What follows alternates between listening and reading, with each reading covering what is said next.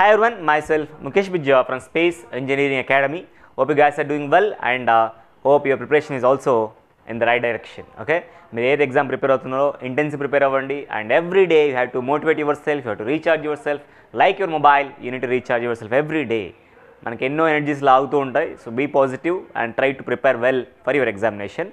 So this recruitment especially for the people those already worked. అంటే కొంతమంది ఎలా ఉంటుందని ప్రిపరేషన్కి వచ్చిన వాళ్ళు ఆస్పిరెంట్స్ వర్క్ చేసి ప్రిపరేషన్కి వచ్చిన వాళ్ళు ఉంటారు, లేదంటే కొంతమంది ప్లేస్మెంట్ ద్వారా రావడం వల్ల వర్క్ ప్రొఫైల్కి వెళ్ళి వర్క్ చేస్తూ ప్రిపేర్ అయ్యే వాళ్ళు ఉంటారు. ఈ టూ కేటగిరీ వాళ్ళు ఉంటారు.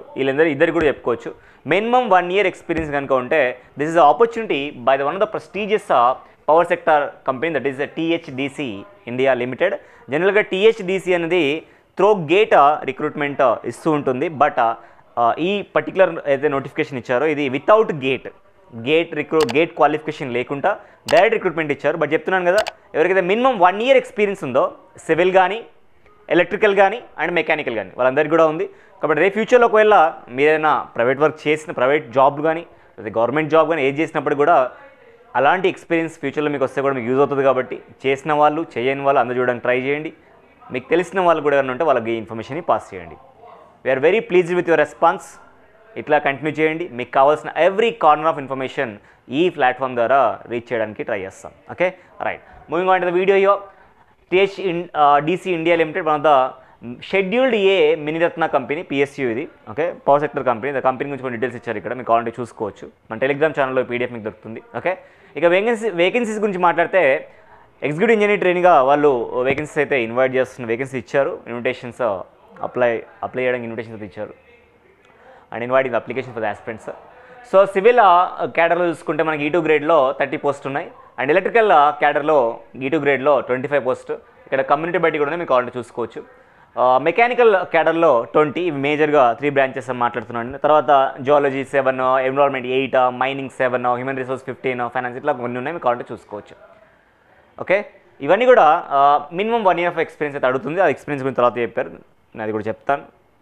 సో డీటెయిల్స్ అని చూసుకోవచ్చు మీరు.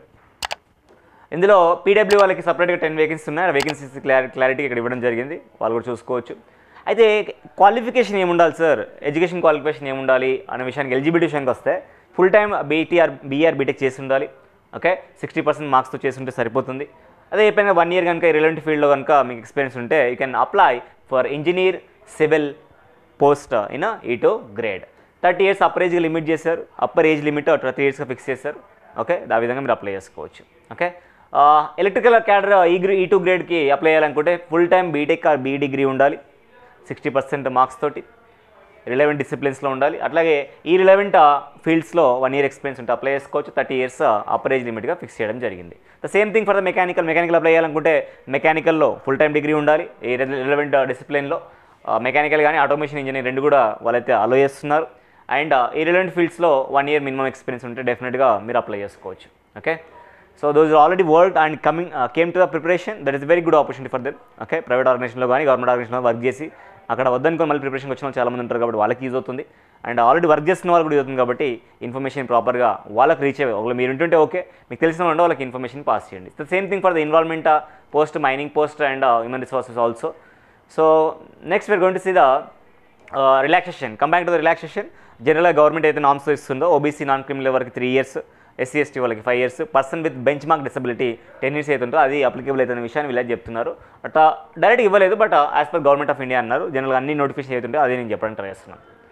ఓకే, ఒకవేళ రిలాక్సేషన్స్ కానీ కమ్యూనిటీ వైజ్గా మీకు పోస్టింగ్ కావాలనుకుంటే మాత్రం రిలవెంట్ సర్టిఫికేట్స్ మీ దగ్గర ఉండాలి, మీ దగ్గర లేటెస్ట్ అప్డేట్స్ ఉండాలి. ఒక ఫైనాన్షియల్ ఇయర్, ఈ ఫిజికల్ ఇయర్ ఏదో ఆ ఫిజికల్ ఇయర్ మెయింటైన్ చేస్తే బాగుంటుంది. ఓకే, సో క్వాలిఫికేషన్ క్రైటీరియా ఎలా ఉంటుందనే విషయాన్ని మాట్లాడుకుంటే ఒక పోస్ట్కి, అది సివిల్కి కానీ ఎలక్ట్రికల్కి కానీ మెకానికల్ కానీ ఇంకేదైనా కానివ్వండి, ఒక పోస్ట్కి కనుక 50 కన్నా తక్కువ వేకెన్సీస్ వస్తే డైరెక్ట్ ఓన్లీ పర్సనల్ ఇంటర్వ్యూ మాత్రమే కండక్ట్ చేస్తారంట. 100% వెయిటేజ్ పర్సనల్ ఇంటర్వ్యూకే ఉంటుంది, ఎటువంటి ఎగ్జామ్ ఉండదు. అందులో అన్రిజర్వ్డ్ కేటగిరీ EWS OBS వాళ్ళందరికీ కూడా 50% మినిమం క్వాలిఫైయింగ్ మార్క్స్ కింద కన్సిడర్ చేసుకొని ఫిల్టర్ చేసుకుంటారు నెక్స్ట్ స్టేజ్కి. SC ST PW ex servicemen వాళ్ళకి అయితే 40% అబోవ్ మార్క్స్ వచ్చిన అందరినీ కూడా తీసుకొని నెక్స్ట్ స్టేజ్కి ఫిల్టర్ చేసుకుంటారు. ఓకే సార్, ఒకవేళ ఒక పోస్ట్కి కనుక 50% కన్నా 50 నెంబర్కి 50 మంది కన్నా ఎక్కువ అప్లై చేశారు ఒక పోస్ట్కి, ఆ క్రైటీరియాలో డెఫినెట్గా ఆ టైంలో మనకి ఆ క్రైటీరియా ఏదైతే ఉంటుందో ఆ క్రైటీరియాలో మనకి డెఫినెట్గా పర్సనల్ ఇంటర్వ్యూ కన్నా ముందు వీళ్ళు ఎగ్జామ్ కండక్ట్ చేస్తున్నారు. CBT ఆన్లైన్ ఎగ్జామ్ కండక్ట్ చేస్తారు. ఆన్లైన్ ఎగ్జామ్ కండక్ట్ చేసిన తర్వాత ఎగ్జామ్ తర్వాత వాళ్ళకి CBT ఎగ్జామ్ కంప్లీట్ చేసుకున్న వాళ్ళకి ఫిల్టర్ చేసుకొని నెక్స్ట్ పర్సనల్ ఇంటర్వ్యూ. మళ్ళీ వినండి, 50 లోపు అప్లికేషన్స్ వస్తే ఒక పోస్ట్కి డైరెక్ట్ పర్సనల్ ఇంటర్వ్యూ, 50 కన్నా అప్లికేషన్ వస్తే పర్సనల్ ఇంటర్వ్యూ కన్నా ముందు CBT ఎగ్జామ్ రాయాలి. ఆ CBT సిలబస్ ఏంటనేది ఇక్కడ ఇచ్చారు, మీరు సిలబస్ చూసుకోవచ్చు. టోటల్ మార్క్స్ 150 మార్క్స్కి 150 క్వశ్చన్స్ ఉంటాయి. Okay, general awareness, general reasoning and concern discipline, అంటే మీరు ఎలక్ట్రికల్ అయితే ఎలక్ట్రికల్ డిసిప్లిన్ మీద 120 క్వశ్చన్స్, మెకానికల్ అయితే మెకానికల్ మీద 120 క్వశ్చన్స్, సివిల్ అయితే సివిల్, ఇట్లా మైనింగ్ అయితే మైనింగ్ మీద 120 క్వశ్చన్స్ వస్తాయి. ఈచ్ క్వశ్చన్ 1 మార్క్ ఉంటుంది మీకు, మల్టిపుల్ చాయిస్ క్వశ్చన్స్ ఇవి. నెగిటివ్ మార్కింగ్ ఉంది, 1/4 మార్క్ నెగిటివ్ మార్కింగ్ ఉంటుంది. ఓకే, అది మీరు చూసుకోవచ్చు. ఓకే, ఇక్కడ క్వాలిఫైయింగ్ ఎట్లుంటుందంటే, ఫిల్టరేషన్ ఎలా ఉంటుందంటే సేమ్ అక్కడ 50% ఎట్లా చేశారో పర్సనల్ ఇంటర్వ్యూకి ఎవరైతే 50% అబోవ్ ఈ కేటగిరీ వాళ్ళకి వస్తే వాళ్ళకి నెక్స్ట్ స్టేజ్కి ఫిల్టర్ చేస్తారు. ఎవరికైతే ఈ కమ్యూనిటీకి సంబంధించిన వాళ్ళకి 40% అబోవ్ వస్తుందో వాళ్ళకి పర్సనల్ ఇంటర్వ్యూకి అలో చేస్తారు. ఇక్కడ వెయిటేజ్ గురించి మాట్లాడితే 75% వెయిటేజ్ CBT ఎగ్జామ్కే ఉంటుంది, 25% weightage will be for the personal interview. 25% మాత్రం పర్సనల్ ఇంటర్వ్యూ, ముందు కంప్లీట్ పర్సనల్ ఇంటర్వ్యూ 100%. ఓకేనా, చూసుకోవచ్చు మీరు. టోటల్ మార్క్స్ 200, ఇక్కడ చూసుకోవచ్చు 150 ఎగ్జామ్కి, 50 పర్సనల్ ఇంటర్వ్యూకి. సెంటర్స్ ఇలా ఈ విధంగా ఇచ్చాడు, మీకు కావాలంటే చూసుకోవచ్చు. ఆ సెంటర్స్ బేస్ చేసుకుని అప్లై చేసుకోవాల్సి ఉంటుంది. సెంటర్స్ అవన్నీ చూసుకుని అప్లై చేసుకోండి. అండ్ ఇంకా జనరల్ డీటెయిల్స్ ఇక్కడ ఇవ్వడం జరిగింది. Yes, there is a fee also. Yes, fee కూడా ఉంది, 600 రూపీస్ ఫీజు కట్టాలి అప్లై చేయడానికి. దానికన్నా ముందు పే స్కేల్ గురించి మాట్లాడితే బేసిక్ 50,000తో స్టార్ట్ అవుతుంది మీకు.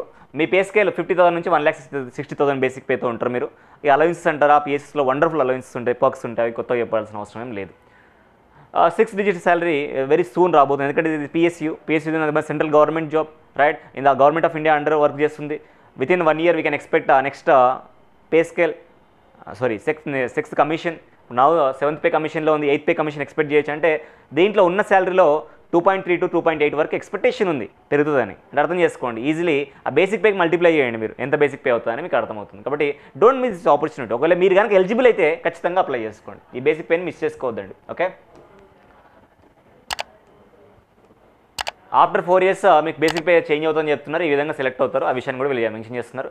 అప్లికేషన్ ఫీజు అయితే ఉంది, 600 రూపీస్ అప్లికేషన్ ఫీజు ఉంది.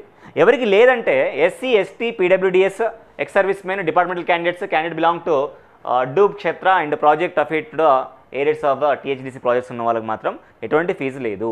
మిగిలిన వాళ్ళు మాత్రం 600 రూపీస్ ఆన్లైన్ ఫీజు పే చేసుకోవాలి, ఆన్లైన్లోనే అప్లై చేసుకోవాలి. ఓకే, ఆ విషయం వీళ్ళు చెప్తున్నారు. ఇవన్నీ జనరల్ ఇన్స్ట్రక్షన్సే, మీరు చూసుకోవచ్చు. మన PDF ఫైల్ ఇది, మన టెలిగ్రామ్ ఛానల్ స్పేస్ ఇంజనీరింగ్ అకాడమీలో నేను పింగ్ చేస్తాను, అక్కడ దాని నుంచి మీరు ఈజీగా యాక్సెస్ చేసుకోవచ్చు, కంప్లీట్ చూసుకొని అప్లై చేసుకోండి. ఓకే, ఆన్లైన్లోనే అప్లై చేయాలి. వెబ్సైట్కి వెళ్ళేసి కెరీర్లోకి వెళ్ళి న్యూ జాబ్ ఓపెనింగ్స్ అని ఉంది. ఒకవేళ మీకు ఇబ్బంది ఉంటే THDC న్యూ జాబ్ ఓపెనింగ్ అని కొట్టండి, డైరెక్ట్గా లింక్ వస్తుంది, అక్కడ దాని నుంచి మీరు అప్లై చేసుకోవచ్చు. Yes, remember the dates guys. February 12th start అయింది, already open 10 o'clock already February 12th open అయిపోయింది. మనకి March 14th వరకు చాయిస్ ఉంది అప్లై చేసుకోవడానికి, వీలైన త్వరగా అప్లై చేసుకోండి. These are the details about the recruitment here. Remember the dates are important. Remember the dates and apply it as soon as possible. Remember guys, this is for those who are not attended the gate apply చేయని వాళ్ళు, minimum 1 year experience relevant field లో, ఇక్కడ ఇచ్చిన field లో కనుక ఉంటే you are eligible to apply, and this is a very good life in THDC is going to be definitely. Okay, so thank you so much for watching this video. I am going to meet in the next video. Until then, bye, take care.